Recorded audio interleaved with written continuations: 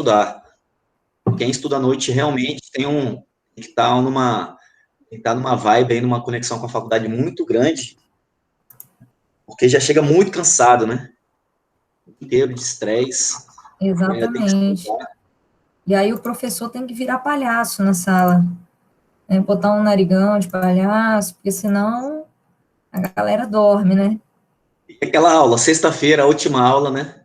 Putz, Sexta-feira é cruel, né? Última aula, uma vez me colocaram para ministrar uma disciplina de empreendedorismo no segundo horário da sexta-feira numa turma da engenharia civil. O que é que você acha? Uma maravilha. Tá de sacanagem com a professora, né? O Alexandre, o coordenador naquela época, acho que ele queria, eu sei lá, ele queria testar a professora, porque não é possível, gente, com aquele monte de homem dentro da sala, né? Ou é quarta hoje ou a é sexta. competência. Que quarta é jogo do Flamengo, né? Tem isso. Toda quarta-feira é um problema. Que é jogo do Flamengo, é jogo do Flamengo. E, ou é a sexta-feira, professor, tem que beber, eu quero ir para o boteco, essa aula tá um saco. Mas graças a Deus, a gente não tem mais isso. Gente, vamos começar, já temos 22 pessoas aí, o pessoal vai chegando. Boa noite, Rony, seja bem-vindo. Chegou agora. Galera, vamos lá então.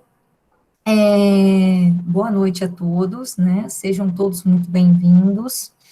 Fico feliz que vocês estarem acompanhando as nossas aulas aí, e esse semestre a gente está com bastante conteúdo interessante, bacana, tá? E hoje, conforme a gente tinha conversado na aula passada, o nosso convidado é o Vitor Leite.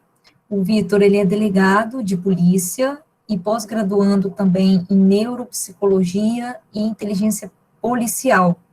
E a proposta da nossa aula de hoje é o Vitor abordar sobre o tema de controladoria no setor público, já que ele, né, trabalha nessa área. Claro que ele vai falar mais um pouquinho, ele tem outros projetos também muito interessantes nessa área de recursos humanos, também treinamento, ele faz palestras frequentemente, né, faz cursos, fornece cursos, e enfim, ele vai explicar um pouquinho também. E assim, Vitor, a gente queria deixar o nosso imenso agradecimento aqui a você. É super importante a gente receber pessoas como você, que têm um conhecimento muito amplo em diversas áreas, não só nessa nossa área aqui da controladoria, que é o nosso tema de hoje, mas também experiência de vida, de trabalho, de carreira. Então, todas essas experiências práticas é o que a gente quer agregar aqui nas nossas aulas. E aquilo, quando a gente conversa, a gente traz um convidado, a gente aprende muito, né? Não só os alunos, mas eu também, como docente, nós somos eternos aprendizes, né? Todo dia nós estamos aprendendo um pouquinho. E realmente essas aulas têm sido muito enriquecedoras, tanto para a galera aí que está também já no mercado, ou entrando agora, ou alguns que também já têm uma experiência. Então, queria muito agradecer a sua disponibilidade, o seu tempo, de estar aqui com a gente e compartilhar a sua história e os seus conhecimentos com a gente. Então, muito obrigado mesmo, e fique à vontade, aí eu falo que o palco é todo dos meus convidados. Bom, obrigado pelo convite, né? E boa noite, pessoal. Eu queria agradecer por estar aqui com vocês. Eu gosto sempre de falar que não sou o dono da verdade, e eu venho aprendendo muito. Eu sempre gostei muito de estar em contato, né? Principalmente contato presencial com alunos. Eu sempre gostei muito de dar aulas, fazer palestras. Eu sou formado aqui na UVV, eu sou do Espírito Santo. Me formei na UVV e eu sou delegado em Pernambuco já há 12 anos. Passei no concurso lá, fui para Pernambuco em 2008. E há 2 anos que eu venho fazendo, desenvolvendo essa área de recursos humanos, de palestras de inteligência emocional, treinamentos de equipe, seminários, tudo voltado para inteligência emocional. E essa área, eu recebi o convite, professora, eu procurei como que eu posso falar um pouquinho de controladoria no setor público, puxando do lado da polícia, né? Já que eu sou delegado, contar um pouquinho como que funciona esse trabalho junto com a controladoria. Não vou aqui ensinar conceitos de contabilidade para vocês, porque vocês sabem mais que eu. Eu vou procurar aqui contar para vocês como que funciona, como que está funcionando esse trabalho, principalmente nessa época de pandemia. O trabalho de controle das contas públicas, o trabalho junto de apuração de investigação em desvios de dinheiro público, e que conta com, alguns casos, conta com participação da polícia, junto com a controladoria do Estado. Ou, se for o caso, for verba federal, Controladoria Geral da União, com Polícia Federal. E a controladoria, ela vem para um dos principais trabalhos, o que está mais eminente hoje, que está mais aparente, é o de fiscalização de gasto público, principalmente nessa época de pandemia, e existe a dispensa de licitação para várias coisas. Eu não sei se vocês já tiveram, eu acho que já tiveram direito administrativo no começo do curso, né, professora? Ou noções de direito constitucional? Acho que sim, né, gente? Fala aí. Vocês que sabem aí. Direito administrativo. A controladoria, ela é basicamente direito administrativo. Quando a gente estuda direito administrativo e direito constitucional, a gente vai ver o papel da controladoria. E o que ela faz hoje? E a controladoria, de uns tempos para cá, ela vem sendo exigida bastante, principalmente na polícia. Eu posso falar pela polícia de Pernambuco. A gente percebeu que uma das formas de você quebrar as pernas de qualquer grupo criminoso é você indo atrás do dinheiro, você descobrindo a fonte do dinheiro. E uma das bandeiras que Pernambuco colocou como tema, como lema da polícia de uns anos para cá, mais ou menos 6 anos para cá, foi corrupção no setor público. Então, a campanha lá para todos os delegados é fiscalizarem, principalmente os delegados de cidade interior, fiscalizar as contas públicas. Hoje a gente pode ver que todos os municípios, estados e a União, elas são obrigadas a colocar, né, de publicar as contas. Todas as contas. Existe o plano plurianual, que é aquele plano que o estado e o município têm que fazer, o de controle de gastos por 4 anos. Existe a lei de diretrizes orçamentárias, existe essa legislação toda, que faz com que exista um controle de gastos por parte do setor público, município, estado, União. Um exemplo, Pernambuco, um controle de gastos, né, um controle de gastos há 4 anos, e vai ajustando metas. Nessa época agora da pandemia, como há muita dispensa de licitação, compra de respirador, compra de dispensa de licitação, compra de material de cesta básica, esses materiais que estão sendo muito utilizados, está tendo muito também caso de desvio de verba pública. Então, o papel principal da controladoria do Estado, né, junto com a Secretaria da Fazenda e a Polícia Civil. Então, a Polícia Civil, eu falo de Pernambuco, está estourando várias operações de desvio de dinheiro público por conta da pandemia. Justamente quando o administrador, que é o prefeito ou o governador, eles aproveitam a situação de calamidade pública e fazem um mecanismo que tem permissivo legal, né, que é a dispensa de licitação, para obras emergenciais ou para situações de calamidade pública. E é aí que entra a controladoria da União.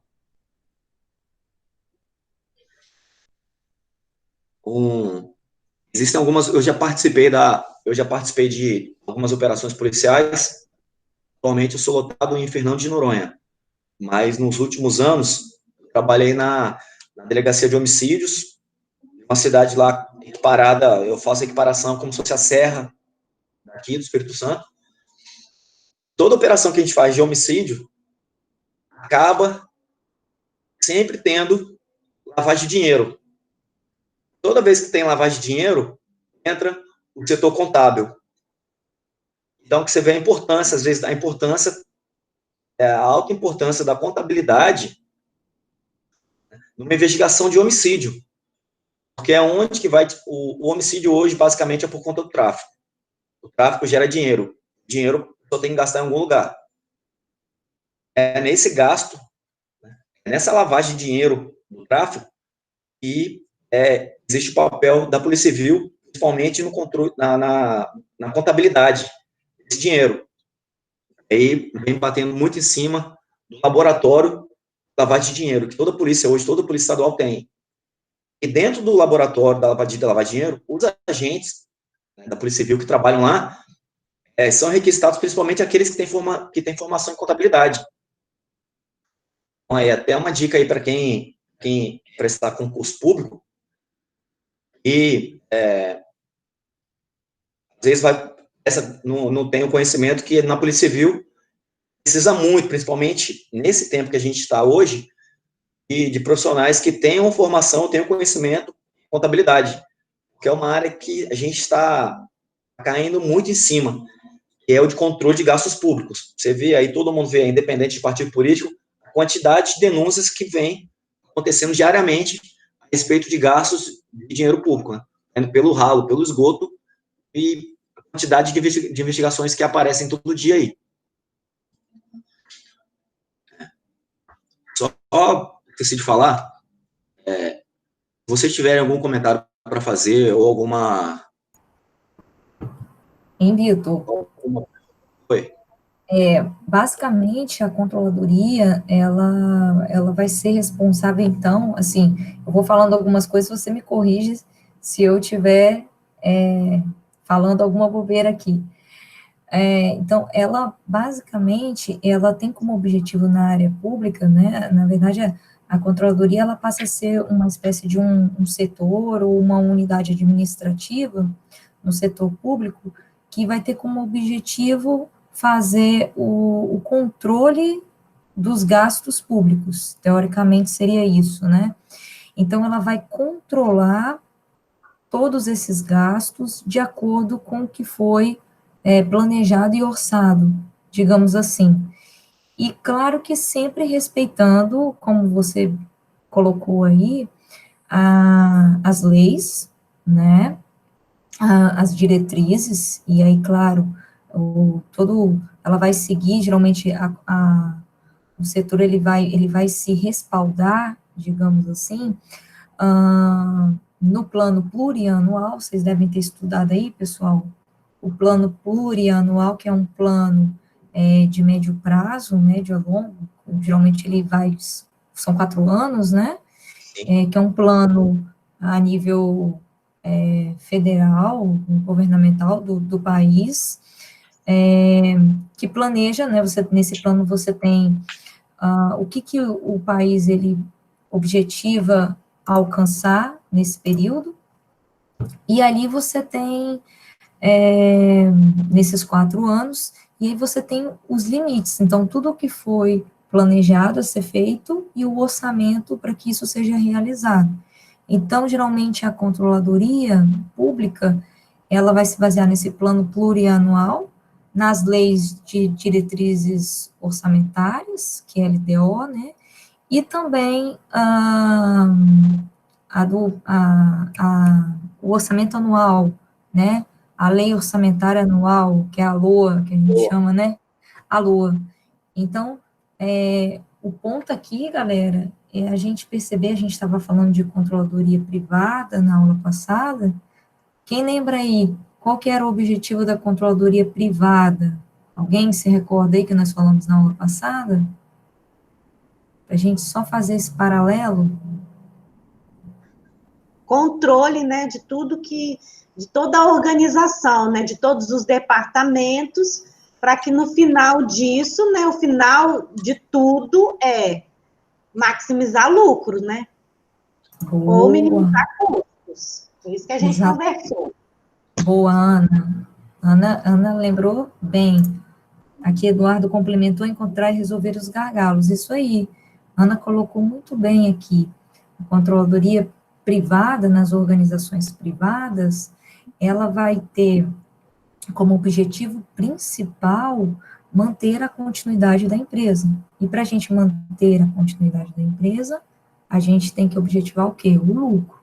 Perfeito. E para a gente conseguir o lucro, essa controladoria, esse setor, ela vai cuidar da gestão econômica de toda a organização, né? E quando ela cuida de toda a gestão econômica, a gente está falando de planejamento, a gente está falando de orçamento, a gente está falando de controle, monitoramento, enfim, várias funções que esse setor ele possui. E assim como na iniciativa privada, na iniciativa pública, conforme o Vitor estava bem falando, ela também tem essas funções, só que de forma diferente, na controladoria pública, a gente não tem aí a finalidade de lucro, né, Vitor? A gente tem a finalidade de cumprimento do orçamento, do que foi orçado, que a gente chama de orçamento-programa, que hoje os orçamentos do governo, eles são associados com as metas, né, não é simplesmente você ter um gasto que é colocado lá, não, você tem aonde que você vai gastar isso, como que isso deve ser gasto, para atender às necessidades da sociedade, né, Vitor? Seria basicamente isso, né? No setor público não existe lucro. Então, aqui, basicamente, o que o setor público trabalha é com o direcionamento da escassez. A gente hoje, né, eu falo no setor público, a gente trabalha com prioridades por conta da escassez de matéria-prima, escassez de material humano. Então, basicamente, a controladoria, ela tem um plano, ela estabelece alguns planos, o governo, em nível estadual, a controladoria, ela estabelece alguns programas de governo, em cima do programa de governo, e vai direcionar os gastos para saúde, educação, segurança pública, Secretaria de Ressocialização, que aqui é a Secretaria de Justiça. E, em cima disso, claro que não vai ter objetivo de lucro, mas maximizar o uso operário e identificar por onde que o dinheiro está indo para o gargalo, né? O gargalo, para onde que esse dinheiro, como que esse dinheiro está sendo desperdiçado. A controladoria mas basicamente é igual a controladoria no setor privado, é controle de gastos. Só que no setor privado você controla o gasto para aumentar o lucro, e no setor público você controla o gasto para usar em outros serviços, não para ter lucro. Legal. Deu para entender aí, galera, a diferença?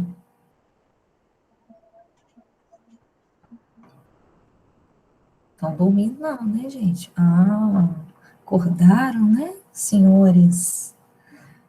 Show, show, show. E é legal...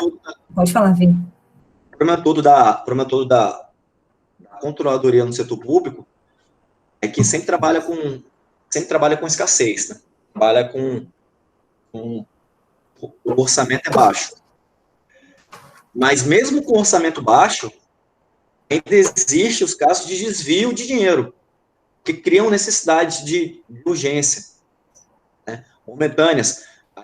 Aí que entra o papel principal da controladoria, é ver como que esse dinheiro está sendo alocado naquilo que foi orçado e que foi planejado na lei, principalmente na LOA, na lei de orçamento anual. Porque é em cima da LOA é que vem todo o desfalque. Eles criam necessidade, né? Claro que existem necessidades que você não pode prever com 4 anos. Então, a lei vem para criar diretrizes, né? Tem algumas regras que não podem sair do trilho. Mas é claro que existem eventos que são imprevisíveis, tipo a pandemia agora. É justamente nessa época agora que, em cima das urgências, que criam os desvios. Professor? Pode falar. Tirar uma dúvida. Eu já ouvi falar, não tenho certeza, eu lembrei aqui, por exemplo, quando você vai fazer um orçamento, né, para o ano, calendário, e acontece de você gastar mais ou a menos, você precisa justificar isso? Isso realmente procede? Sim. Se você gastar mais do que foi orçado, você cai na lei de responsabilidade fiscal. Inclusive, você pode cometer alguns crimes, inclusive, ser caso até de impedimento, né, que é impeachment. Mas tudo tem que se justificar. Se você orçou que ia gastar na pasta da Secretaria de Saúde 2 bilhões, você gastou 1 bilhão, você tem que justificar por que você orçou 2 milhões. Por que você não usou esse 1 bilhão que você orçou? Porque em cima da criação desse orçamento é que vai aumentar a alíquota, vai aumentar imposto, vai diminuir a alíquota de outro lugar. Então, tudo você tem que justificar. Se você tem que justificar por que você gastou mais, principalmente porque você gastou mais, mas porque você não gastou aquilo que você orçou. Entendi. Aí, no caso, por exemplo, aconteceu esse ano dessa eventualidade da pandemia. Então, algumas áreas tiveram que gastar mais, né, do que estava planejado. É claro que teve ajuda do governo federal, né, em incentivos aos estados. Mas aí, nesse caso, ela consegue justificar, então, né, ela precisa pegar e justificar ao órgão gestor, correto? Sim. Por exemplo, tem uma denúncia em Pernambuco, em várias cidades do Brasil, e compraram um aparelho, né, de respiração para porco. Gastaram 500 milhões de reais, um equipamento que é para a utilização em porcos e não em pessoas. Quando foram utilizar, viram que compraram errado. Teve uma compra dessa com dispensa de licitação, foi feita numa loja que era uma porta fechada. E 500 milhões de reais. Nisso aí já tem implicação criminal e administrativa, desde o prefeito até todo mundo que está na linha do prefeito. Porque foge da lei de orçamento anual, como é época de pandemia, e é aí que entra a jogada deles desviar dinheiro. Entendi. No serviço público, diferente do setor privado, no setor privado eu tenho uma empresa, eu tenho um Instituto Vitor Leite. Se eu faço um orçamento que eu vou gastar em 2021, vou gastar 50 mil reais, e eu chego em 2021 e vi que eu só gastei 20 mil, praticamente eu economizei 30 mil. Eu deveria ficar feliz, claro, porque eu economizei 30 mil. Mas isso no serviço público, quando você faz um orçamento da gestão pública em cima de 50 mil, existe toda uma consequência em cima disso.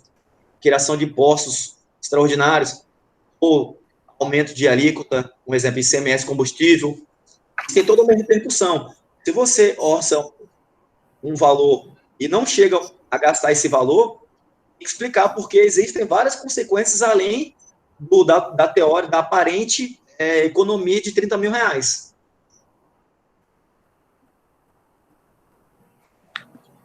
Beleza.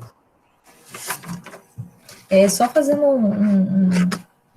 pontuando aqui, Elaine, respondendo a sua pergunta aqui que você colocou, né, se serve para controlar os gastos, para caso sobrar, serve para usar em outros setores do governo. Então, o que acontece? Conforme a gente tinha dito, a controladoria, ela vai, qual que é a principal função dela, a controladoria pública? Ela realmente fazer essa gestão dos gastos públicos, ok? Esse controle administrativo dos gastos públicos. E com base nisso, ela vai acompanhar tudo que foi planejado, tudo que foi orçado e como que isso está sendo gasto. Então, ela faz esse monitoramento, ela coleta as informações, ela sintetiza essas informações e também repassa aos gestores para posicioná-los. Olha, a situação é essa, ó, vocês estão fugindo aqui, está gastando mais ali, etc. e tal, tá? Então, ela fala aos gestores, aos os tomadores de decisão do governo, enfim, do que realmente está acontecendo. Ela fornece também informações estratégicas, tá? Quanto à aplicação dos recursos. Como o Vitor bem colocou, a gente tem que trabalhar com escassez na área pública.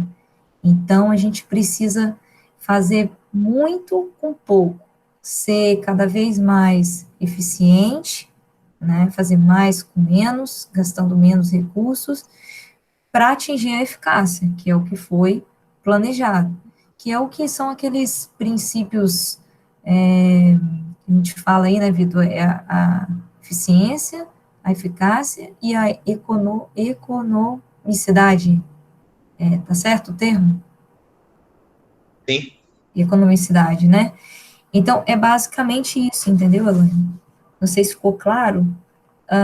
Vitor, aí você falou de um ponto interessante, que foi a questão de que a controladoria ela vai acompanhar essas diretrizes, né, as diretrizes orçamentárias, até porque pode acontecer situações como a pandemia.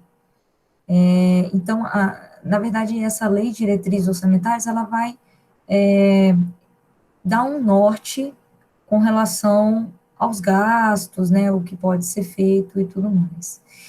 E aí o William bem colocou que a gente, geralmente, quando ultrapassa o orçamento, acontece alguma situação, é preciso que se justifique essas questões, né? E aí você levantou um ponto aí que me lembrou uma situação que foi a questão do impeachment da Dilma, né? Que realmente foi, o que se colocou foi realmente uma situação assim, que ela, no caso, tinha aprovado um crédito, acho que era alguma coisa, não recordo muito bem, não sei se você, um crédito suplementar, algo que não estava no orçamento, não tinha uma amarra no orçamento, então ela aprovou sem ir para o Congresso, alguma coisa assim, se eu não me engano, e aí foi isso que gerou o impeachment, ou seja, descumpriu, teoricamente, algo que estava delimitado, né, na lei de diretrizes. Foi isso mesmo? Pontua para a gente aí. A Dilma, ela deu a famosa pedalada, é o que vários gestores públicos fazem. Só que Dilma estava, por questões políticas, na época, aconteceu o que aconteceu com ela, independente de partido político. Mas o que ela fez foi pedalada. Eu vou dar um exemplo do que aconteceu em Pernambuco, em 2015, mais ou menos. Em novembro, em outubro, mais ou menos, de 2015, o governador percebeu que o gasto público estava muito acima do que tinha orçado. E o gasto, principalmente, com folha de pagamento. Se ele pagasse a folha de pagamento, se ele pagasse, né, os servidores em novembro, em dezembro, ia passar do limite que tinha sido orçado pela lei de orçamento. Aí qual foi a jogada de mestre dele? A folha de pagamento de dezembro, ele jogou para pagar no quinto dia útil do mês seguinte. Então, a folha de pagamento de dezembro de todo o estado de Pernambuco foi paga em janeiro de 2016. Com isso, ele evitou um mês de pagamento, tirou do orçamento anual um mês de pagamento dos servidores públicos. Com essa tirada de um mês, ele passou o ano no verde. É uma pedalada genial que ele fez isso. Então, ele ganhou um mês no ano. Ele pensou, vamos resolver esse ano aqui, o ano que vem a gente resolve. Mas o importante é a gente não extrapolar aqui, porque se ele extrapolasse naquele ano, entraria na lei de responsabilidade fiscal e teria uma série de implicações jurídicas, pelo ter extrapolado uma coisa que era fácil de ser prevista. Só Não, deixa eu ver, alguém falou aqui alguma coisa, ó, só para eu complementar. Cadê? Ó, Dijan Souza Ferreira. Com a pandemia, foi liberado gastos sem licitações, gastos urgentes. Não é que foi liberado gastos. A lei de licitações, a lei 8666, ela prevê, né, a regra do serviço público é qualquer compra de serviço público tem que ser feita por licitação. Qualquer serviço tem que ser feito por licitação. Existem vários princípios que justificam que o serviço público deve usar a licitação. Para não beneficiar uma empresa só, existe a concorrência, pelo princípio da legalidade, aqueles princípios de direito administrativo, né, o LIMP. Não sei se vocês lembram, né? Legalidade, impessoalidade, moralidade, LIMP, legalidade, impessoalidade, moralidade, o que é de... É aí que eu esqueci também. Publicidade, eficiência. Então, tudo que a administração pública fizer, ela tem que observar esses 5 principais princípios, que existem outros princípios, mas esse daqui ela tem que observar. E a administração pública, quando a regra é fazer licitação, só que dentro da lei, ela excepciona alguns casos, não são que pode haver a dispensa de licitação. No caso da pandemia, é um caso que não está previsto na lei, mas a lei fala em casos de necessidades, né, urgências, por exemplo, deslizamento, ou um maremoto que acaba com a cidade. Nesses casos, pode haver dispensa. Não é que deixa eu ver aqui como é que foi. Não é que foi liberado gastos. Já existe essa previsão de exceção dentro da lei de licitações. Tudo bem? Outro exemplo, um prefeito lá, ele usou a dispensa de licitação para contratar uma empresa para levar a criança para a escola. Ele usou a dispensa da licitação e falou, apesar de ter orçamento anual, a despesa com gasto para levar a criança para a escola, eu vou criar um crédito, uma despesa extraordinária, não estava prevista, porque os carros quebraram. Então, eu vou contratar uma empresa para fazer o serviço de transporte das crianças da zona rural para a área urbana, para as escolas. Só que ele contratou a empresa do irmão.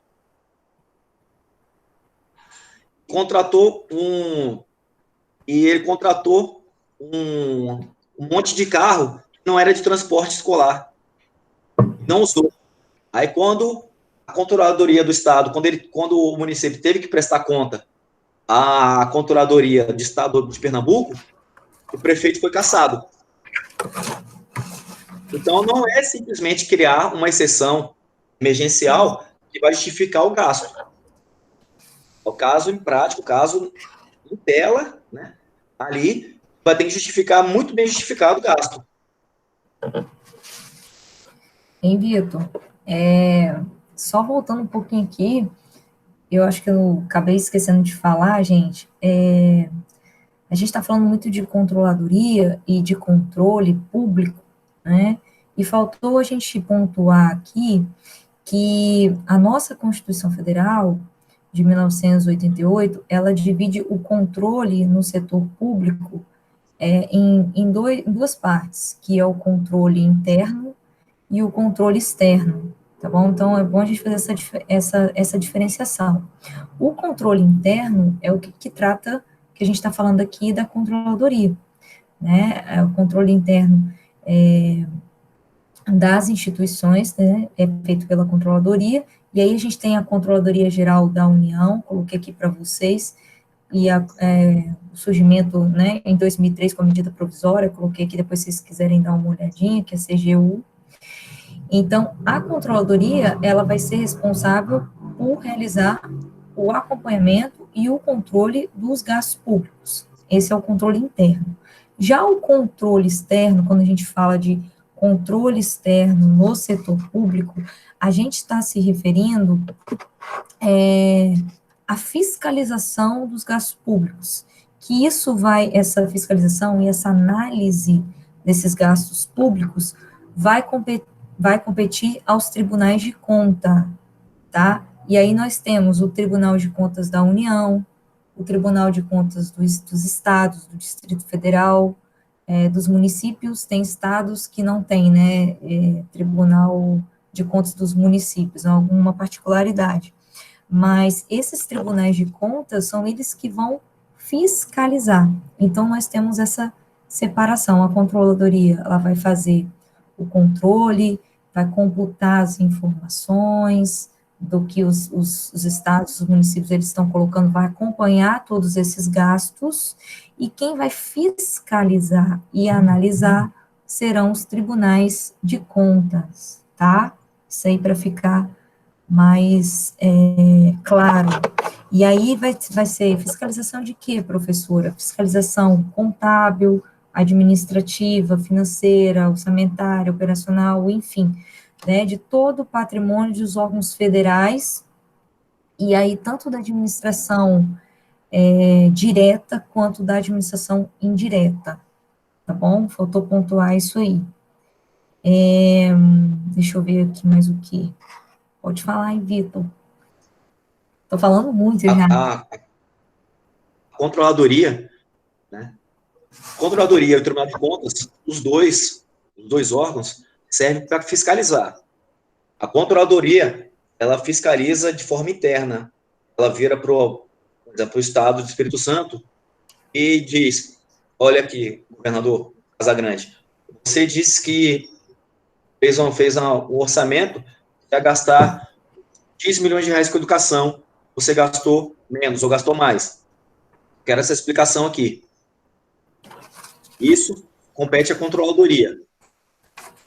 Quando há repasse de verba federal para o Estado, como no caso da pandemia, com algumas verbas que são constitucionais, verba de educação, de saúde, são verbas que são repassadas da União para o Estado, essas verbas têm que ser, as contas são prestadas ao Tribunal de Contas.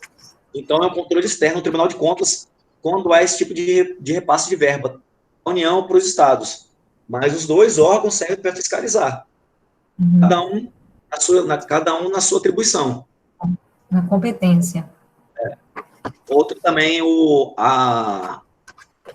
alguém falou aqui, eu não lembro quem foi que falou, e o governador dos estados, ou o prefeito de um município, ou até o presidente da República, se tem uma verba, né, se a lei de diretriz orçamentária ou a lei de anual, ela estabelece que o gasto com a educação vai ser X, ela não pode, o governador ou agente político, ele não pode tirar a verba dessa área e colocar em outra. Só em alguns casos específicos, né, e em exceção, que ele pode redirecionar a verba, mas, regra geral, não pode. Inclusive, tem até o prefeito de Porto Alegre, ele está respondendo, ele vai sofrer impeachment, porque ele pegou verba da educação, pegou 100 milhões para fazer campanha de aniversário da cidade de Porto Alegre. Marketing. Aí isso ele já cai na lei de responsabilidade fiscal. Então, se foi orçado para gastar com saúde ou para gastar com segurança pública, por exemplo, e não gastou dinheiro, não pode pegar aquele dinheiro e gastar com outra área, que é o que foi orçado. Como existem várias outras repercussões jurídicas, né, administrativas, quando você faz um orçamento, quando você destina esse dinheiro para outra área, precisa ter uma justificativa muito plausível. Exatamente. E aí, galera, tá ficando claro aí? Tá dando para entender? Pode perguntar também, alguma pergunta aí, Lari? Tudo certinho. Quem falou foi o Rony, que estava falando agora? Rony? Era o Rony? Era. Essa parte da controladoria, a gente pensa que é em grandes, né, níveis, só Estado. Eu faço parte do Conselho Fiscal e Conselho de Paz, né, de uma UMEI, e até lá o controle é muito grande, né, final do ano que a gente faz a prestação de conta, aí às vezes sobrou, igual o Rony falou, sobrou dinheiro para uma área de PDE, que é a parte de educação, você não pode transferir para outra área, ela tem que ficar lá até você gastar. Se a parte de alimentação sobrou alguma coisa, tem que ficar lá. Então, esse controle, assim, no órgão público vem desde o pequenininho, né, até o grandão, até chegar no governo federal, que é o nosso o maior controle aí, né? Então, é algo muito sério, né? Pena que, mesmo com todo esse controle, muita coisa passa, não é pouco não, muita coisa passa. Então, são situações bem complicadas.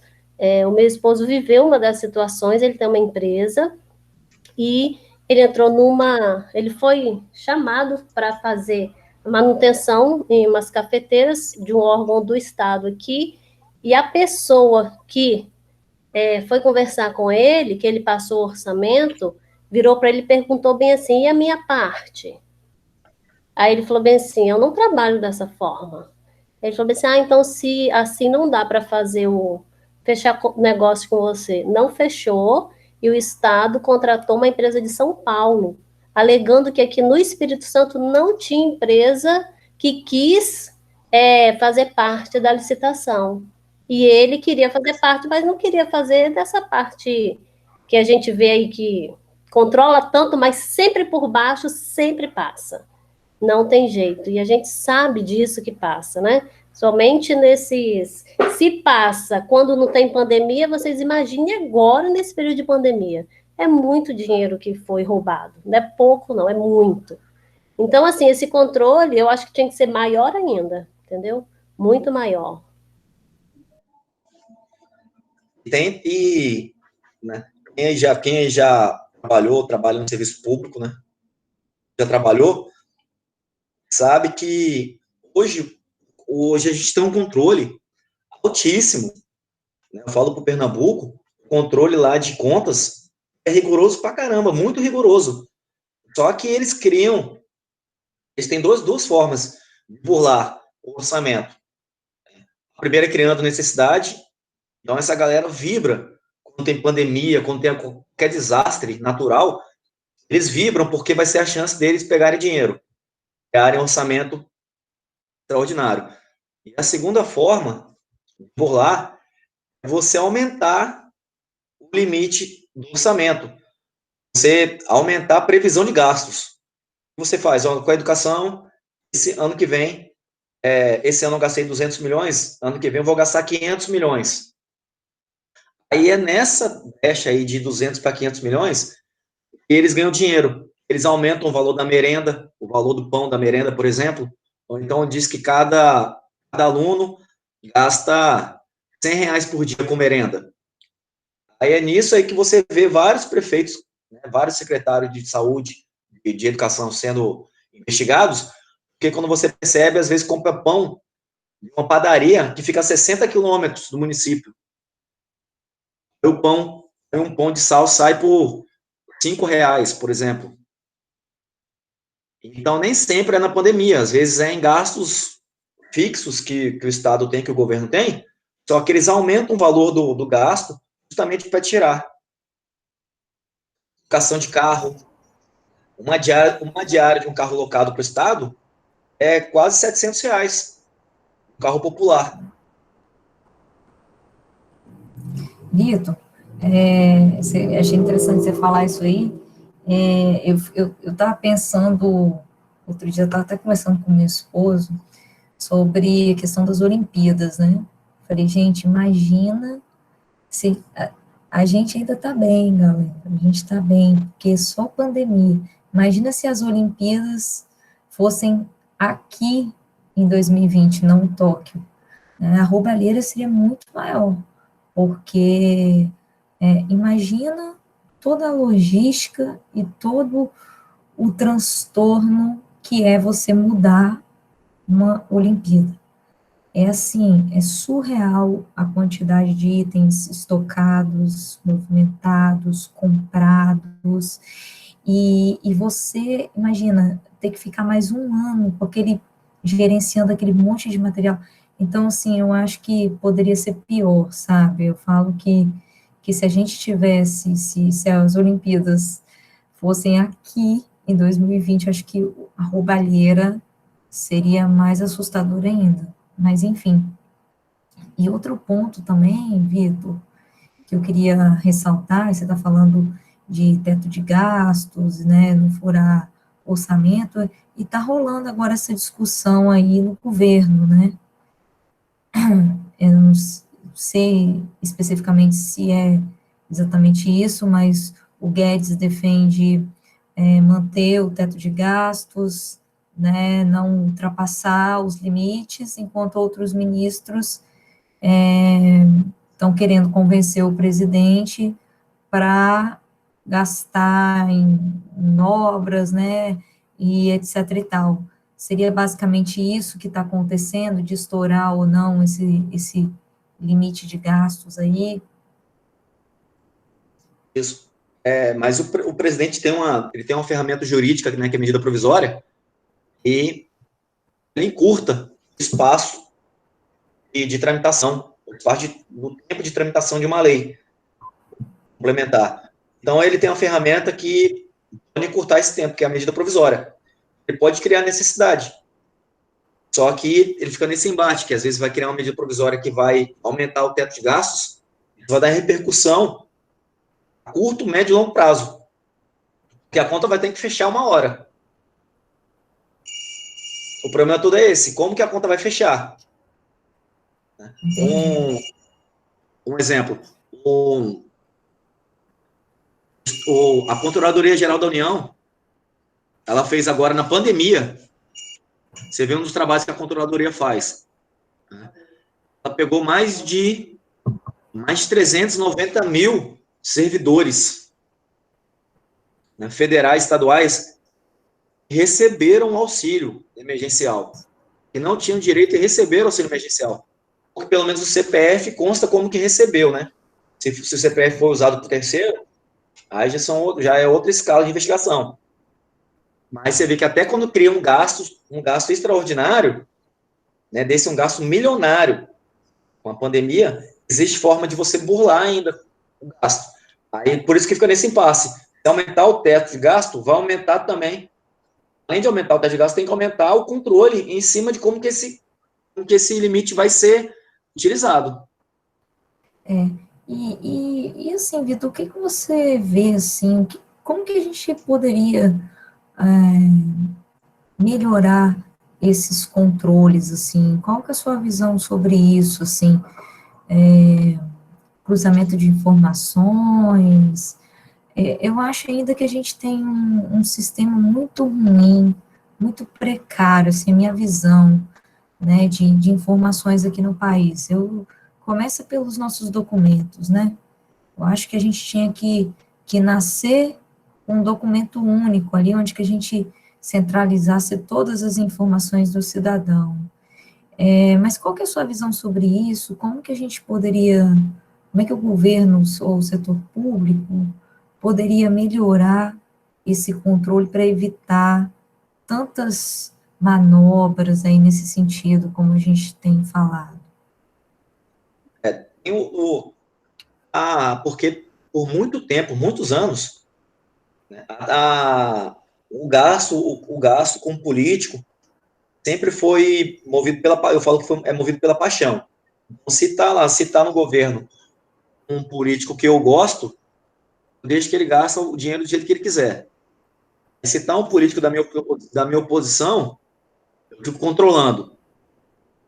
Isso é controle por paixão. O controle finalístico, o controle institucional, o controle de finalidade, ele está sendo observado de anos para cá.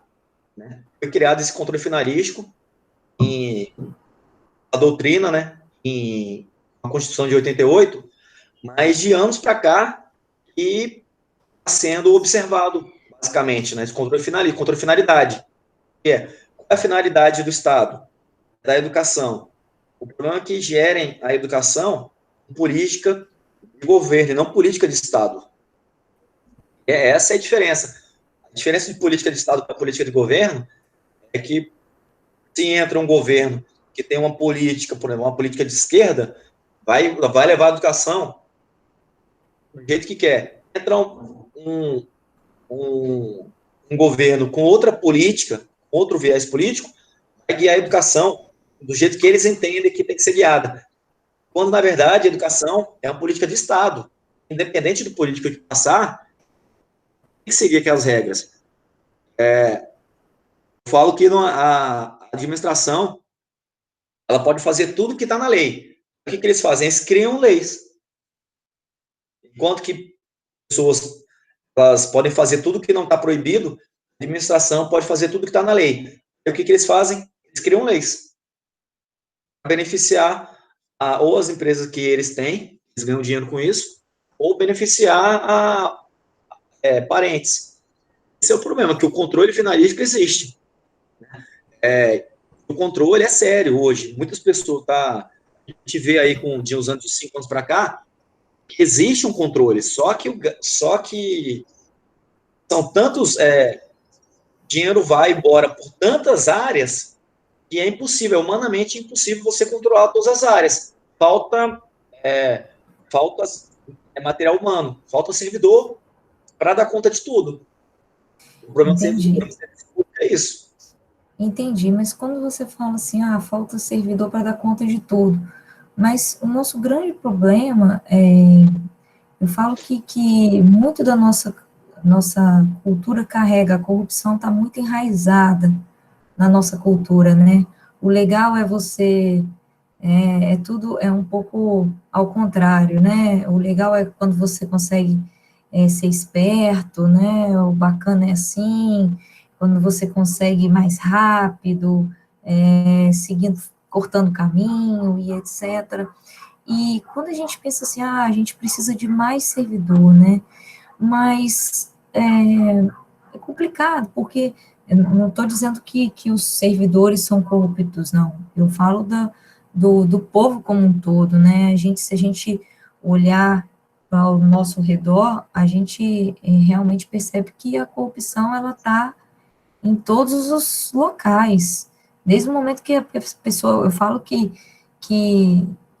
muitas vezes a gente fala assim, aquele lá é corrupto, aquele governador, mas esquece de olhar para si mesmo, né? Quem está furando a fila ali, quem está falsificando uma carteirinha, são atitudes pequenas que às vezes a gente comete e que a gente não para pensar, a gente acha que isso é normal, né? Ou só nega um imposto, todo mundo só nega, também vou só negar, né? Ficou uma coisa meio banalizada. E na verdade, tem até um autor, não sei se você se recorda, que fala que, né, o governo é um reflexo do povo. Esqueci agora o nome do autor, que ele fala, o governo é um reflexo do povo. Então, assim, a gente critica tanto os nossos governantes, mas a grande maioria a gente faz a mesma coisa aqui em proporções diferentes, digamos assim, né? E assim, a minha pergunta é um pouco mais reflexiva, né? Você falou assim, a gente precisa de mais servidor, mas se a gente a gente vê tantas pessoas se corrompendo, desviando os servidores, quem está aí na administração pública, como fazer esse controle com essas pessoas, né? Talvez a gente teria que pensar em alguns sistemas que bloqueasse isso, né? Não sei como seria. Porque, por exemplo, vou dar um exemplo na iniciativa privada, né? Eu trabalhei muitos anos na Garoto, e lá eu trabalhei um pouco com a parte de compras.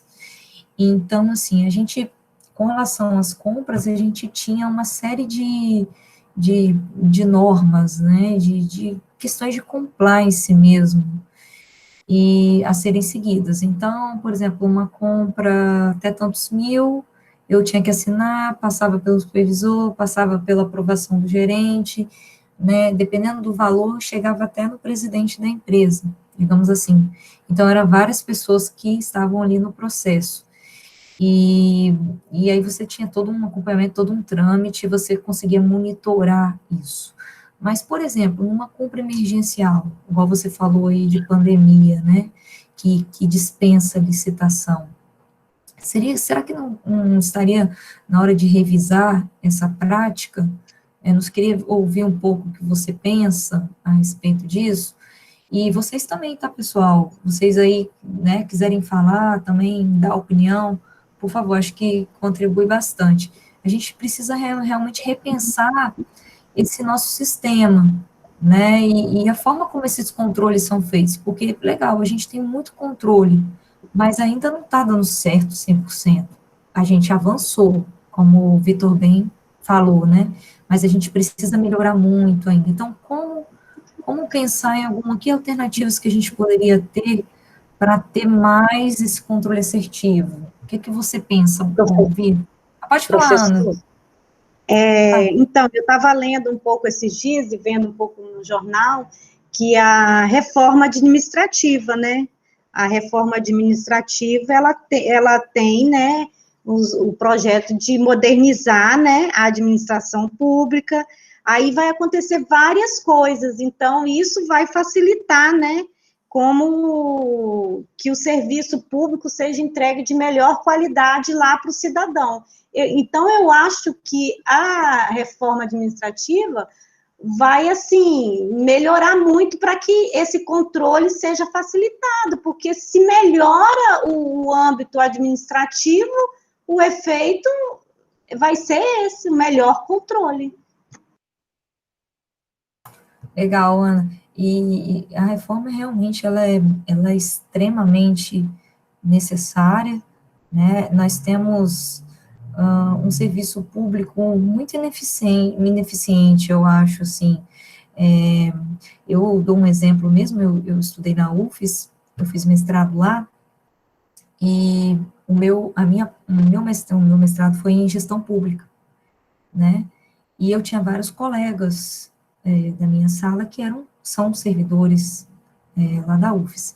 E aí, numa determinada aula, a gente estava falando sobre, como que fala, acompanhamento de progressão de carreira, acompanhamento de, como é que fala, plano de desenvolvimento, de atingimento de metas e tal, né? E aí eu expliquei como é que funcionava na área privada, como é que você crescia, né, atingimento de metas, como que você era avaliado, e aí eles comentaram de como era lá na UFES, né? E eu fiquei assim, boca aberta, eu estou acostumada com iniciativa privada, e lá a avaliação de desempenho é simplesmente assim, cada um se avalia. Então, eu, por exemplo, eu vou lá e me dou 10. Aí eu avalio o meu gestor, eu vou lá e dou 10 para ele também. E aí eu avalio a equipe toda, eu dou 10 também. Então, todo mundo dá 10 para todo mundo cresce na carreira. Então, você não tem lá metas no sentido assim, você tem que atender tantas pessoas, ou você tem que ter, na pesquisa de satisfação lá da comunidade, você tem que ter uma nota X de atendimento e etc. Não, é tudo muito solto. Então, assim, a pessoa faz o que ela quer, no tempo que ela quer, da forma como ela quer, e aí a gente perde na questão da qualidade do serviço, né?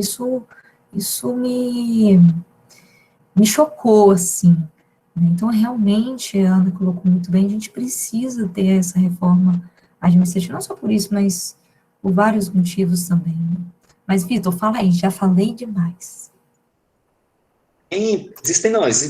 Para melhorar o serviço público, existem várias coisas que precisam ser melhoradas, várias. Eu elenquei aqui algumas. Por exemplo, a gente discute bastante a estabilidade do serviço público, né? O servidor entra com 3 anos, ganha estabilidade, não pode ser demitido. A não ser que responda um processo administrativo, aí é demissão. Mas a estabilidade, ela causa uma acomodação no servidor, que isso é visível em metade dos servidores. Falo isso porque dos órgãos onde eu já trabalhei. Então, uma das discussões que tem é o critério de avaliação de desempenho e acabar com a estabilidade do servidor público. Essa é uma questão aí que muita gente defende que tem que ter estabilidade, que garante a independência na hora de trabalhar, mas, enfim, a gente precisa ver estabilidade no serviço público. Outra coisa, a gente tem que parar de achar normal a corrupção, principalmente no político, né? A gente quer combater a corrupção, mas na hora pede um emprego, um parente nosso para o político, para o candidato a vereador. Ou o prefeito é amigo nosso, coloca como meu sobrinho. Acha normal. Aí mais vai para a rede social e prega a corrupção, fim da corrupção. A corrupção começa na gente. O governo é espelho do que a gente é. Porque lá, o único jeito de acabar a corrupção é se botar robô. Porque a corrupção é a natureza humana. Outra coisa, existe uma teoria que político pode tudo. Devido à nossa criação cultural, o político tem um poder, político é igual a Deus. Então ele tem que ver o gasto total de um político no Brasil. Aí vem a inversão de valores, né? Aqui a gente está num ambiente acadêmico, tem que ter essa discussão aqui, tem que provocar essa discussão. Quanto que custa um senador hoje, no Brasil? Quanto que custa um professor? Olha a inversão de valores, né? Gasto. Um deputado federal hoje, ele leva com ele umas 100 pessoas para trabalhar. Umas 20 pessoas trabalham com ele diretamente, não paga passagem, tem casa funcional em Brasília, passagem para quando de volta para qualquer lugar do Brasil, quando quiser. Uma verba gigante para gastar, que não precisa justificar, verba de gabinete. Aí você olha assim, quanto que ganha um profissional da saúde que trabalha no SUS? Isso tem que ser discutido. Aí você vê se o Brasil dá importância realmente quem trabalha. Que é uma cultura que já vem de anos isso. De enaltecer, de endeusamento dos políticos. Enquanto isso não for mudado, né, de ver que existe punição administrativa e até cadeia para principalmente para quem pega dinheiro público, né, comete crime contra a administração pública, isso vai passar, vai vir ano, entra ano, sai ano e continua a mesma coisa. Então, existem vários mecanismos que a gente precisa observar para identificar onde que tem a corrupção no Brasil. Por exemplo, no Tribunal de Contas, quem escolhe os membros do Tribunal de Contas é o governador. Então, como que o Tribunal de Contas não vai aprovar as contas do governador se ele foi colocado lá pelo governador? É complicado de você acreditar na imparcialidade de quem foi colocado por uma pessoa lá.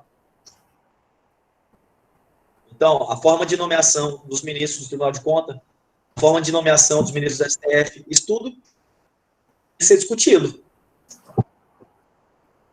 Exatamente. Do STF também, né, Vitor, assim, é algo que tem chamado muita atenção, assim, a gente não está aqui, estou falando de posição política, mas a gente as situações e a gente para refletir, né? Muitas vezes a nossa vida é tão corrida, né? Todo mundo aqui estuda, trabalha, tem família. Muitas vezes a gente fica cansado também dessas questões políticas, mas a gente precisa se atentar, sim. A gente não pode deixar de lado, porque o que está em jogo também é a nossa vida. A gente acha que a gente não, deixa para lá, porque isso aí, não vai mudar mesmo, mas muda sim, né? A gente tem que acompanhar, a gente tem que saber o que está acontecendo. E realmente, se a gente parar para pensar, essas indicações políticas para o Supremo Tribunal Federal, hoje o Supremo Tribunal, ele é praticamente um órgão que ninguém tem controle sobre eles, digamos assim, né? Perdeu a credibilidade. Ele perdeu a credibilidade, e assim, não tem nenhum órgão que Isso, Djan colocou aqui, intocáveis. Ninguém pode fazer nada, teoricamente, contra o Supremo, né? Então, eles se acham os donos da razão sempre, etc e tal. E, primeiro, esse ponto, né? O segundo é a questão de que são cargos de indicação. Então, poxa, se é um órgão que tem praticamente todo o poder, que nem são os intocáveis,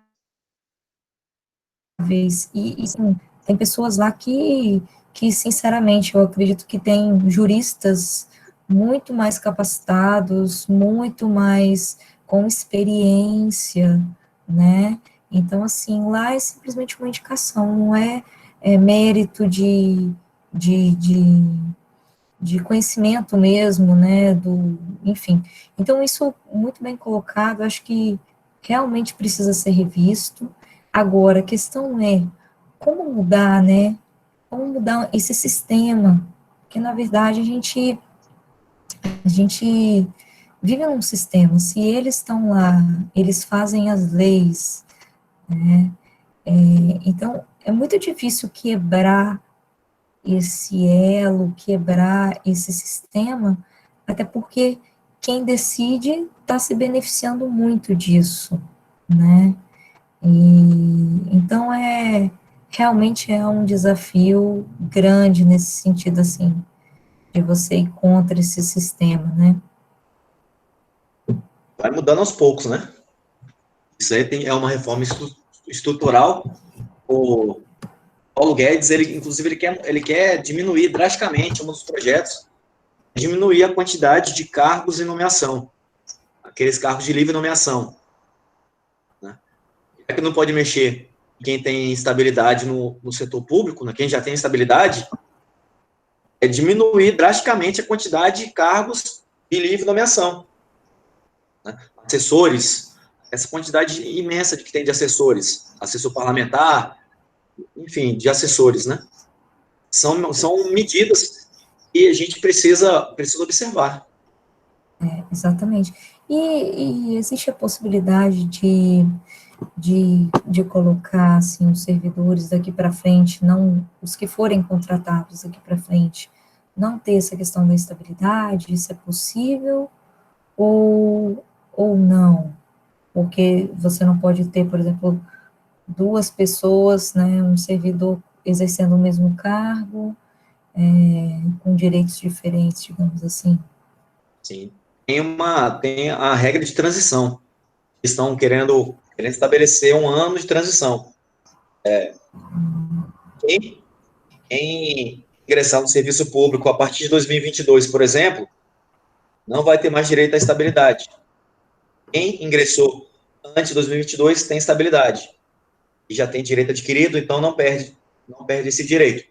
Mas a ideia é acabar com a estabilidade, fazer uma política de crescimento na carreira pelo desempenho. Exatamente, o desempenho, acredito que essa é a melhor maneira de você fazer com que as pessoas se motivem, né, deem o melhor também, até porque eu acho que os direitos têm que ser iguais, né, a gente vê nesse momento de pandemia, por exemplo, eu fiquei, assim, surpresa quando eu soube que a UFES ficou esse tempo todo paralisado, né, por quê?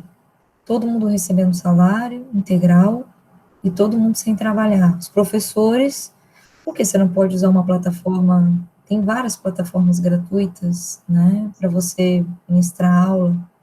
Então, por que estão recebendo salário integral? Então, teoricamente, teriam que receber parcialmente o salário, já que não estão atuando.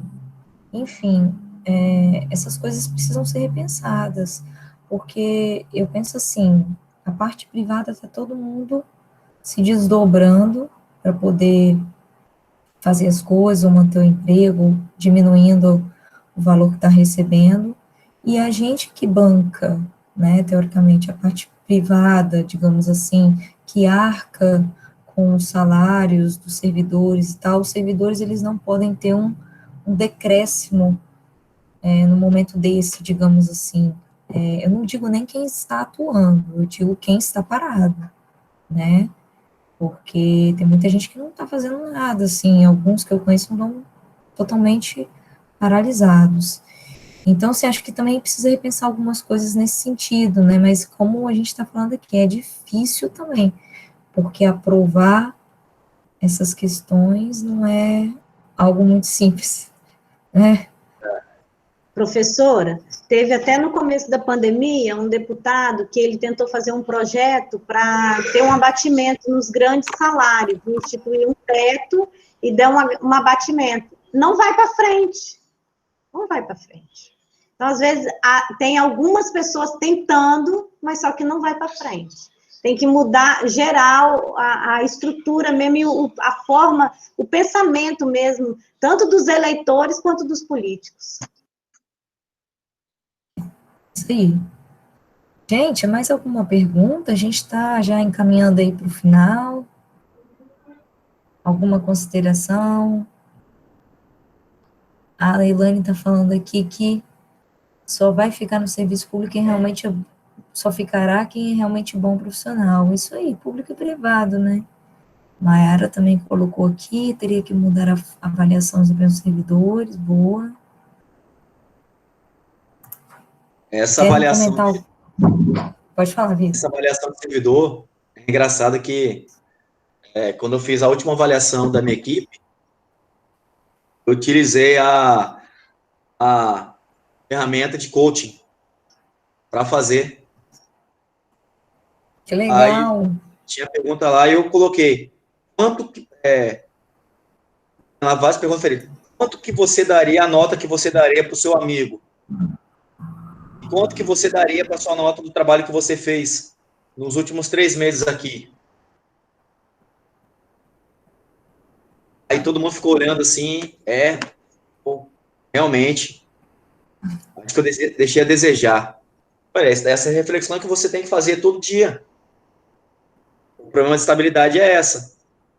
Aí que vem o trabalho de inteligência emocional que eu faço lá venho aplicando para os servidores públicos, que é encontrar, porque muita gente entra no serviço público hoje, entra pelo dinheiro, não entra porque quer trabalhar.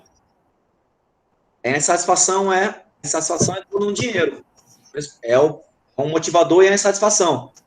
Aí você vê que muita gente trabalha no serviço público insatisfeito. A causa. Esse tema de público é muito polêmico, né? Em todas as áreas, não tem como você falar. Então, a gente tem vários casos, né? Quem já trabalha em escritório de contabilidade sabe o que é lidar com o servidor público, entendeu? Então, assim, eu trabalho no escritório, na contabilidade tem 24 anos, são 24 anos lidando com o setor público. Hoje em dia está bem melhor porque informatizou muita coisa. Mas, gente, de você ir numa prefeitura, numa agência da Secretaria Estadual, ou Receita, em qualquer lugar, e você ficar lá plantado 1, 2, 3 horas, e servidor conversando, atendendo o telefone, olha, sinceramente é complicado. Tudo por causa da estabilidade, né? E é uma boa, né? Seria muito interessante essa lei de não ter estabilidade mais mesmo, porque o que segura é essa estabilidade. Tem um coleguinha do meu menino aqui, ele veio de Domingos Martins para cá, então ele foi para uma escola, e a professora dele já é uma senhora já de mais de seus 60 anos. Quando a turma está fazendo bagunça, são crianças de 10 anos. Quando a turma está fazendo bagunça, sabe o que ela faz? Ela senta na cadeira, não dá aula e fala bem assim, o problema é de vocês, eu vou receber no final do mês, mesmo dando aula ou não. Ela fala assim para a turma de criança de 10 anos. O coleguinha falou para o meu filho, ele veio me contar. Eu falei, meu Deus do céu, tá ali mesmo só para cumprir a carga horária, mas o trabalho mesmo não tá fazendo, entendeu? Porque ela sabe que não pode ser mandada embora, que é servidora pública, já está perto de aposentar, entendeu? Então, são estabilidades assim que a gente verifica que a pessoa, por já ter, não está nem aí com a hora do Brasil, não quer nem saber se o serviço dela está sendo bem feito, mal feito, não está nem aí. Então, a área pública É claro que tem, né, áreas que a gente elogia, mas a grande maioria deixa muito a desejar, muito. Tá igual, ô Rosana, tá igual a professora Bianca aqui, né, que tá com a goela toda estourada e tá aqui, ó, atestado nem pensar, né? Tá aqui, ó, a diferença, Pois é, né? pois é. Tinha um professor meu na UVV, de Direito Tributário, que a gente estava, acho que no nono período, décimo período, aí ele falava bem assim pra gente, só que tirando onda, brincando, né, ele.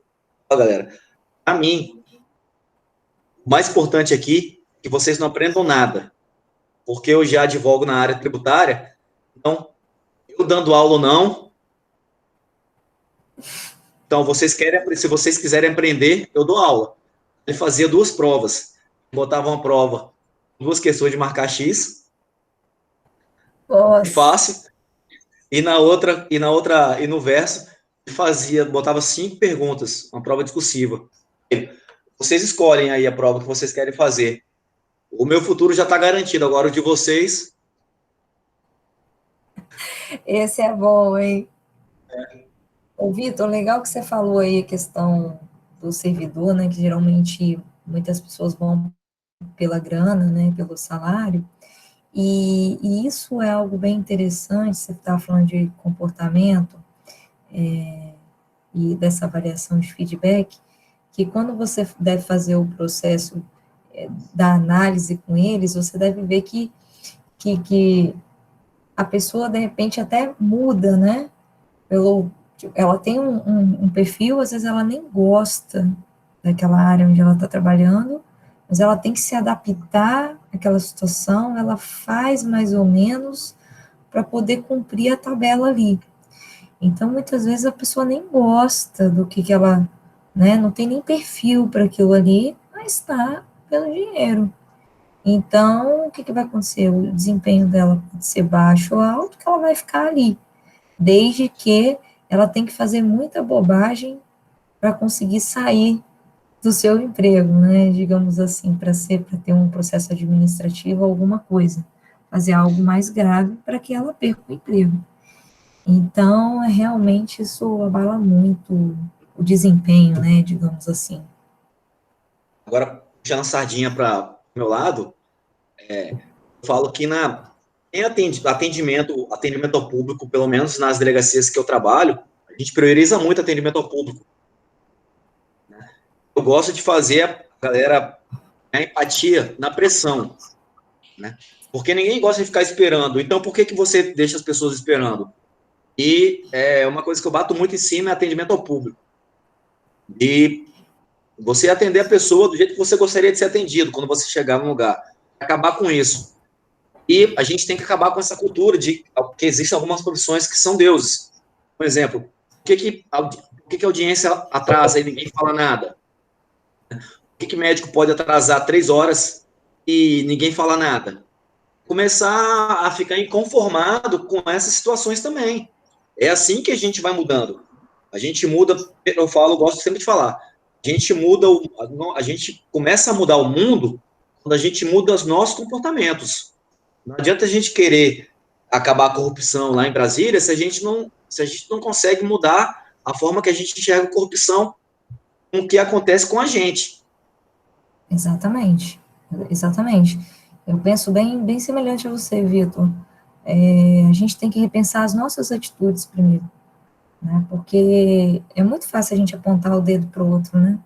E dizer, não, aquele cara ele é corrupto e tal, aquele cara é isso, é aquilo. Mas a gente tem que realmente olhar para a gente e eu falo que a gente tem que contaminar as pessoas que estão ao nosso redor. A gente tem uma capacidade muito grande de influenciar, né, os nossos familiares, os nossos amigos. Olha quantas pessoas que a gente tem ao nosso redor que a gente pode fazer com que essas pessoas passem a refletir sobre as suas atitudes, né? Eu acho que é um pouquinho de cada um. E esses dias eu estava conversando com a minha prima, que é servidora, e ela estudou na mesma escola que eu, uma escola de bairro, quando a gente era criança, e eu falei com ela, eu falei, cara, esses dias eu estava pensando sobre isso, né, sobre essas atitudes da gente, quanto que a gente pode influenciar, e eu lembrei de um livro, eu não sei se alguém aqui, enquanto criança, leu esse livro, chama Fiz o que Pude. Geralmente eles colocavam muito no ensino, na alfabetização, esse livrinho. E esse livro, ele ensinava, ele contava a história de um pintinho que estava num incêndio, né, e sozinho ele estava lá tentando apagar o fogo, com o baldinho dele, né, tentando apagar o fogo, e a ideia do livro era esse, que ele fez o que ele pôde para tentar, né, e aí convenceu o outro para ir lá ajudar, para apagar o incêndio. Então, eu acho que realmente a gente fazendo a nossa parte, tentando contaminar, no sentido positivo da palavra, as outras pessoas, para que realmente a gente faça a diferença. Se a gente falar, eu sozinho não faço nada, eu não vou fazer nada, não vou fazer como todo mundo, realmente esse ciclo a gente nunca vai conseguir quebrar, né? Galera, mais alguma pergunta aí? Nossa, hoje eu tô falando muito, hein? Tô balançando muito bem isso hoje, minha garganta já tá. E aí, alguma pergunta? Ficou claro o assunto? Ó, Vitor, teve uma pessoa aqui, deixa eu voltar aqui. A Elaine falou, muito boa essa aula, hein? Esclareceu bastante e nos fez pensar. Que bom, Elaine, que você está gostando. Ficamos felizes aqui, né, Vitor? Isso. Pô, feedback desse.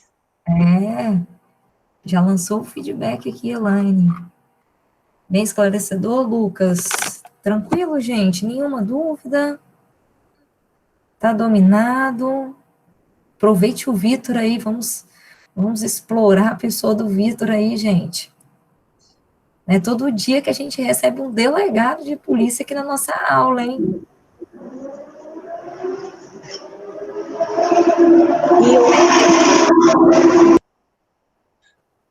Fala, Ana.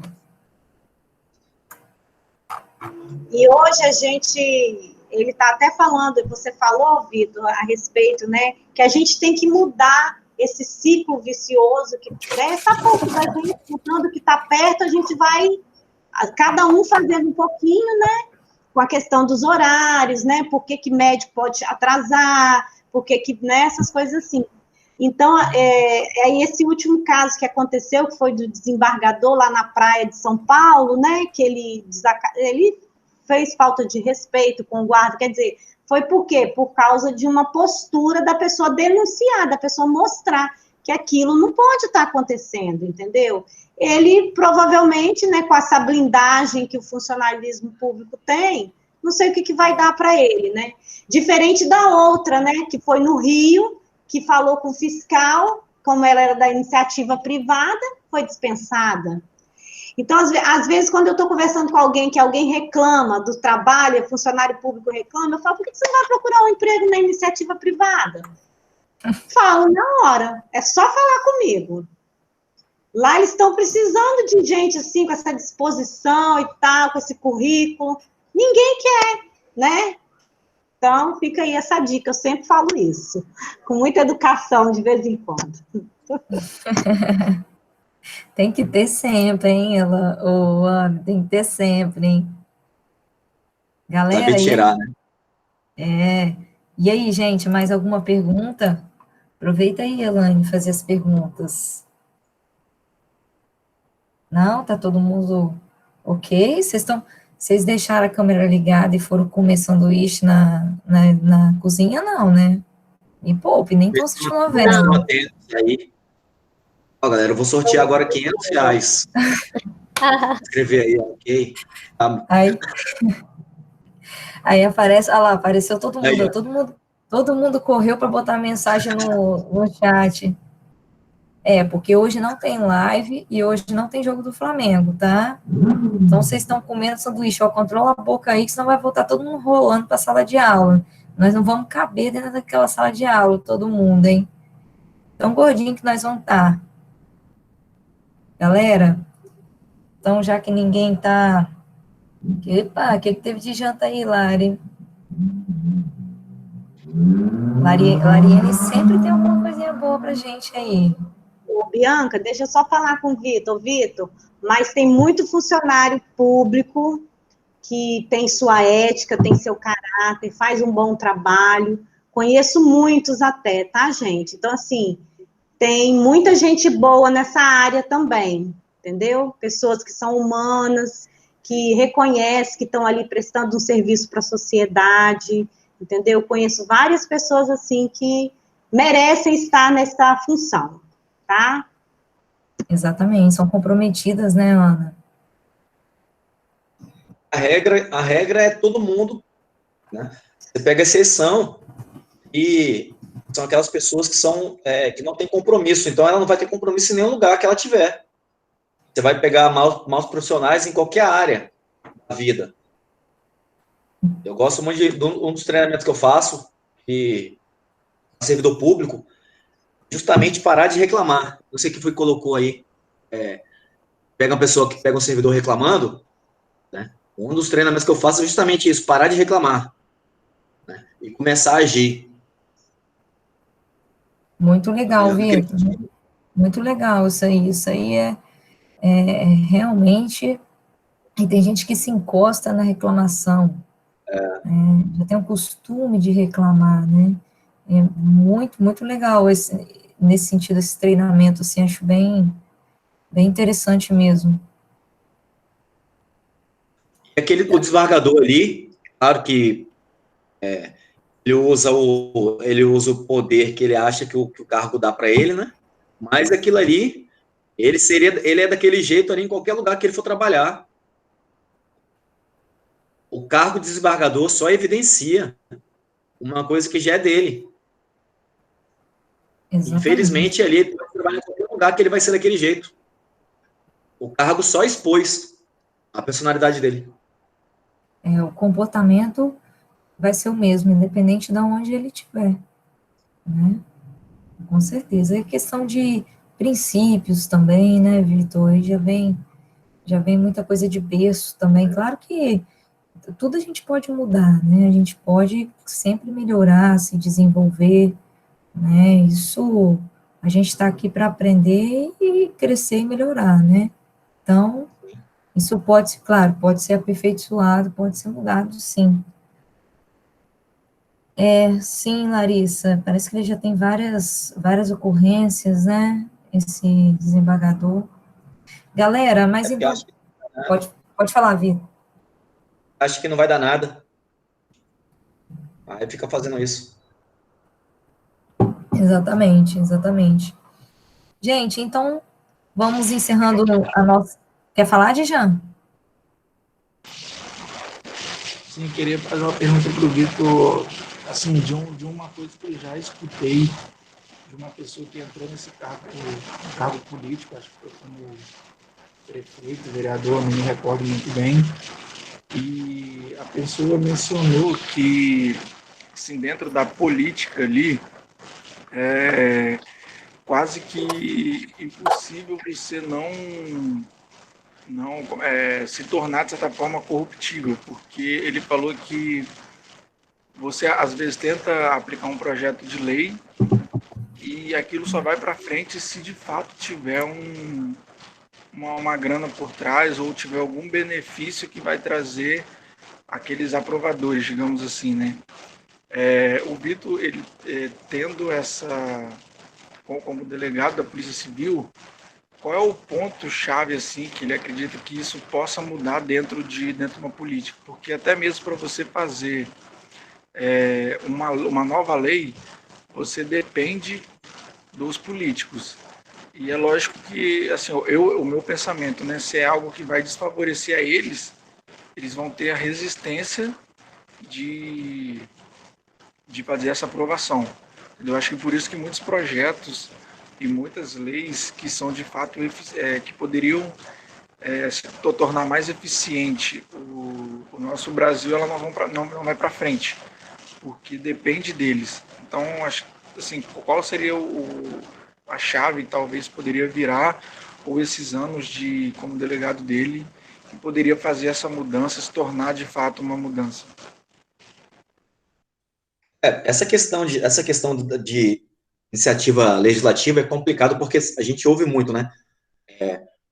Beleza, eu concordo com o seu projeto de lei, bacana, mas eu só voto no seu projeto de lei se você votar no meu projeto de lei.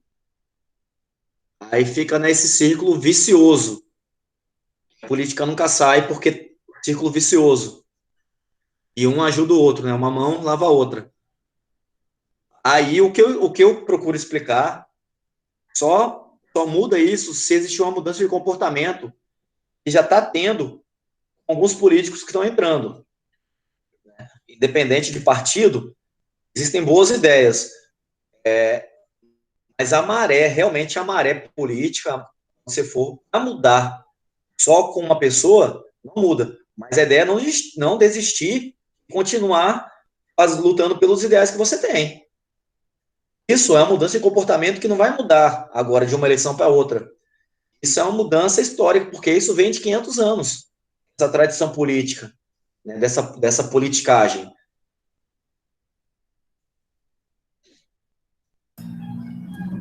Responde daí, já. Gente, mais alguma pergunta?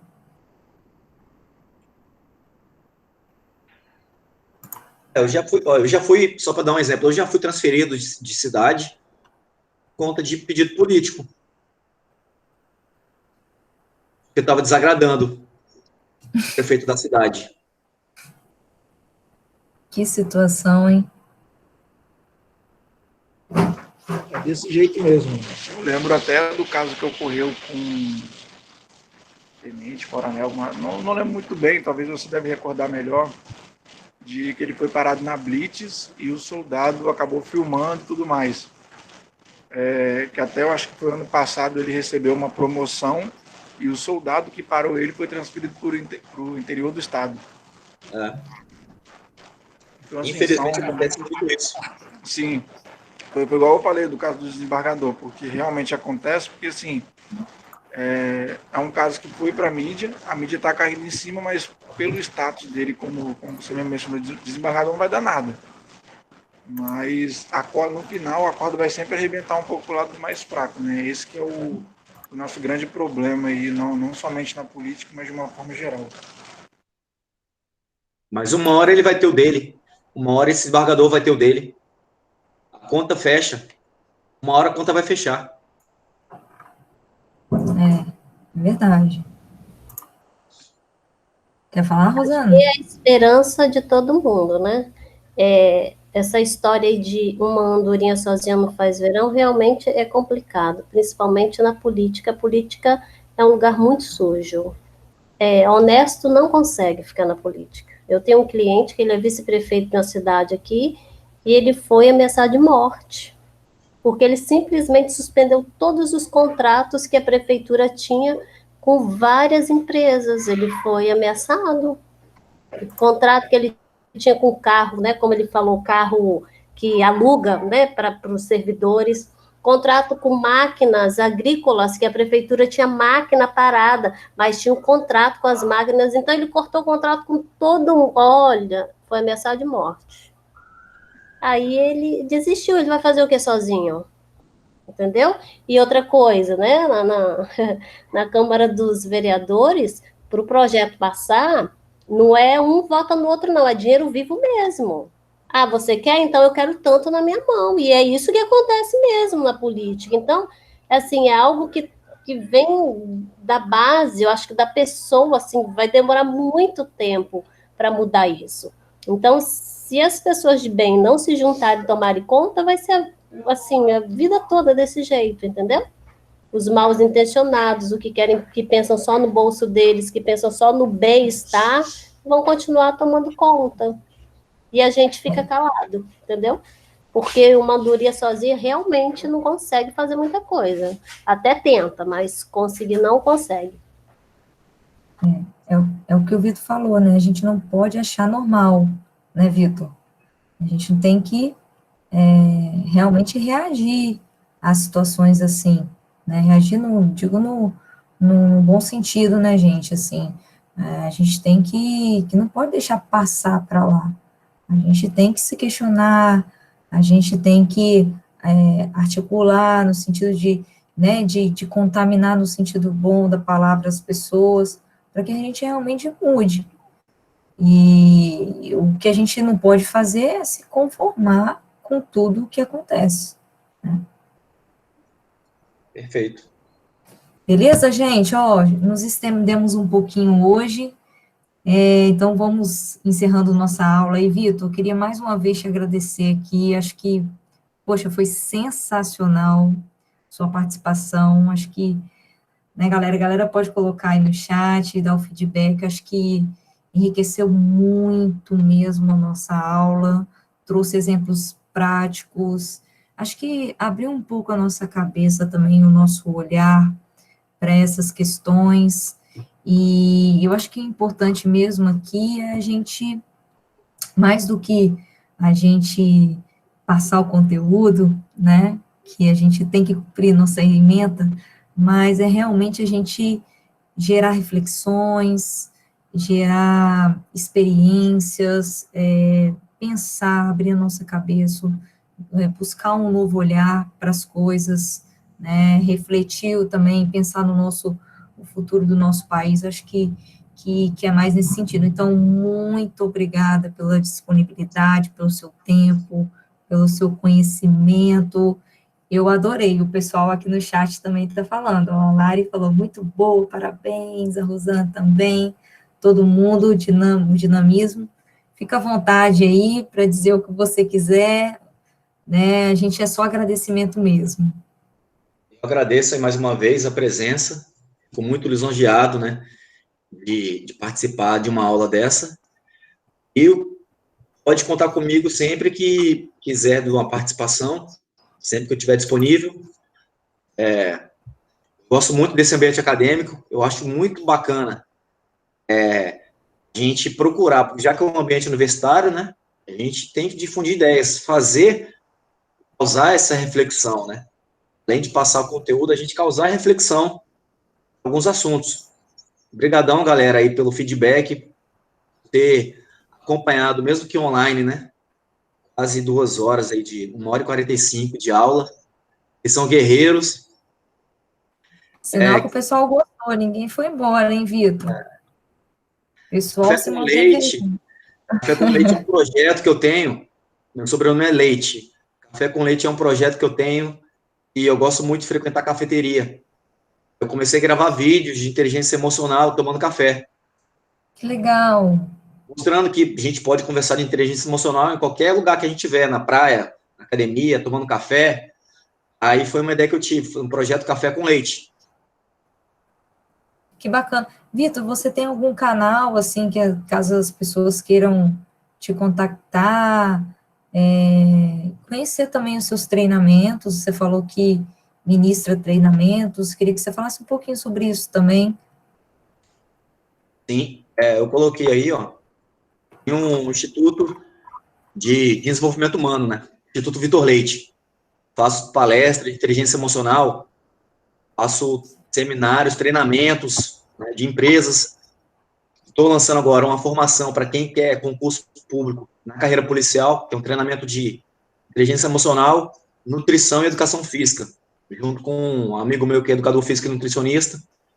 Eu faço seminários também de inteligência emocional. Se vocês têm interesse nessa área aí, só dá uma olhada lá, eu faço alguns vídeos, costumo postar vários vídeos de inteligência emocional, e um trabalho com a universidade, né, palestras eu já faço já há algum tempo, a Uniaselv, é uma plataforma que eles usam basicamente EAD também, bem legal, acho muito bacana falar de inteligência emocional para o público universitário, né, metas, sonhos. Que bacana. E aí, galera, quem tiver interesse, então, vamos adicionar o Vitor aí no Instagram, e inteligência emocional é o assunto que está em alta, né, Vitor? Hoje a gente tem que ter para tudo, né? Digamos assim. Então, galera, vamos acompanhar, seguir o Vitor aí, delegado Vitor Leite. E, Vitor, muito obrigado. Eu já vou aproveitar e me despedir aqui de você e do pessoal também. Gente, Obrigada. Boa noite para vocês. Tudo de bom. Obrigado, galera. Fica todos com Deus Boa aí. noite, professora. Um ponto positivo das aulas remotas é isso, né? Se fosse aula presencial, o Vitor não poderia estar presente conosco, porque ele estaria bem longe, em outro estado, né? Então, um dos pontos positivos da aula remota é isso, né? Você consegue conectar o mundo todo nessa aula remota. Mas valeu mesmo, Exatamente. é uma aula muito produtiva, muito boa. Que bom, Rô. Gente, ó, beijos, boa noite, até semana que vem para vocês então, hein? Tchau, tchau.